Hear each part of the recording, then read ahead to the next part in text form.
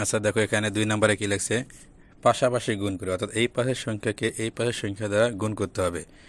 তাহলে আমরা 1 নম্বর দেখি কত আছে। দেখো এই পাশে আছে 18, এই 18কে এই 5 দ্বারা গুণ করতে হবে, অর্থাৎ আমাদের এখানে 5-এর ঘরের নামতা জানতে হবে। এই 5 দিয়ে প্রথমে আমরা একক স্থানে যে 8 আছে 8কে গুণ করব, তারপর আমরা এই 5 দিয়ে আবার 1কে গুণ করব। তাহলে 5 দিয়ে যদি আমরা এই 8কে গুণ করি কত হয়, 5-এর ঘরের নামতা 8 পর্যন্ত গুণ, 5-8 40 হবে। 40-এ কত হবে দেখো, 40-এর 0 হবে। হাতে হবে কত 4। মনে রাখবে 10 স্থানে যে সংখ্যা থাকবে ওটা হাতে থাকবে। এখানে 10 স্থানে আছে 4, এই 4 হাতে থাকবে। আর এক স্থানে কত আছে 0, এই 0 আমরা এখানে লিখব।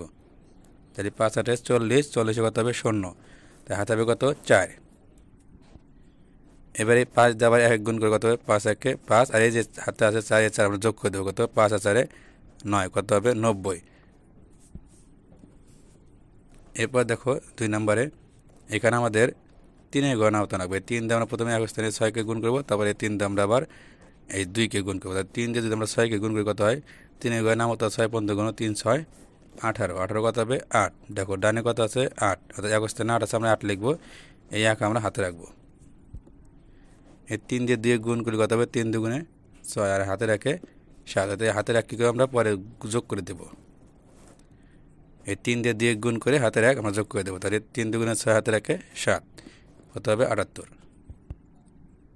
এরপর দেখো 3 নম্বরে কত আছে 39 আছে, এখানে 2, অর্থাৎ 2 দিয়ে আমাদের 39-কে গুণ করতে হবে, অর্থাৎ আমাদের এখানে 2-এর ঘরের নামতা লাগবে।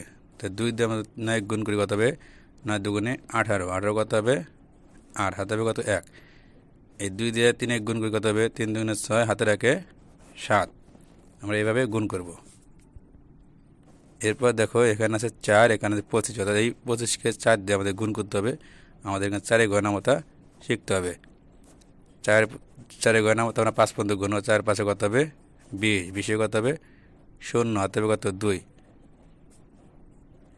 অর্থাৎ এই 10 স্থানে যে সংখ্যা থাকবে সেই সংখ্যাটা হাতে থাকবে। এখানে 2 আছে, 2 হাতে থাকবে।